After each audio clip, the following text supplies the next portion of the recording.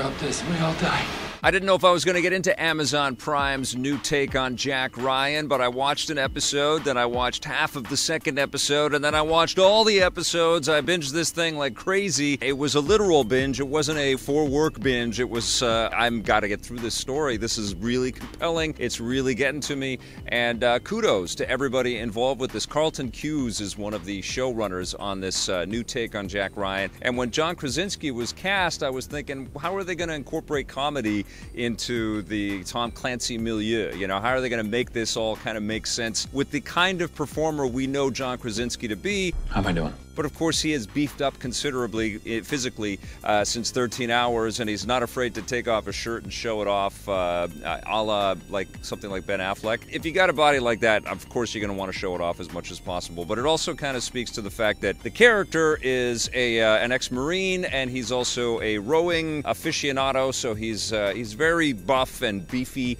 and has a like a statistician's mind, so he can remember all the tiny details. Everybody comes to him for their fantasy league picks for baseball, because he's got those stats right there. He's kind of like a Spock fused with, he's not quite like an Arnold Schwarzenegger or something like that, but he's a tough guy. He can handle himself, but he doesn't know that he can, and that's kind of cool. One of the characters in the show says, you're a wolf disguised as a sheep, and that's a pretty good, summation of the character, but it also kind of sort of paints a portrait of the two-dimensional quality of Jack Ryan. What makes this show interesting and why I was compelled is all the supporting cast that's around him. Timothy Hutton is kind of puffing out his gut and kind of pretending to be this. I mean, he's older for sure, but he's playing like this old, Washington wonk who decides the fate of people, but more as a careerist, more as somebody that's going to kind of position himself to do better in the Washington establishment.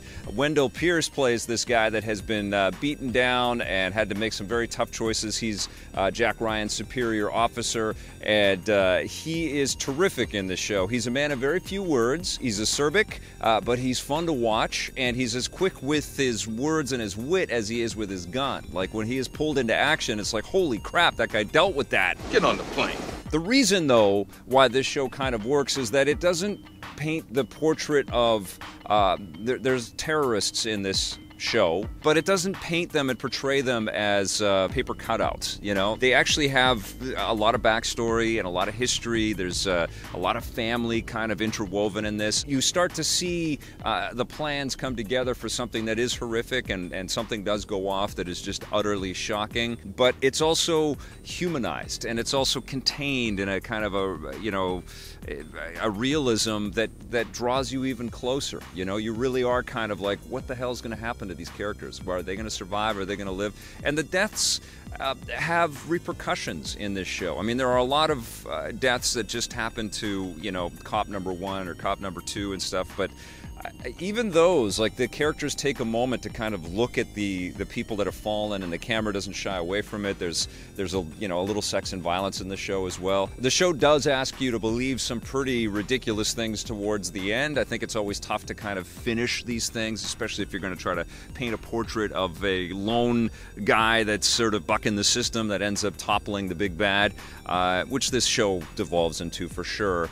But I think the path to get us to the end is more interesting than the end, and I think you can say that about almost every one of these counterterrorism programs or movies out there. What we get out of Jack Ryan is more interesting at the end of the series than what we start off with. There is some character stuff to mine. There is a human cost to all of this, and it was it was fun to watch. Even if this is familiar territory, even if we've seen Jack Ryan many times before. We know who you are. And John Krasinski is no Harrison Ford, I will definitely say that.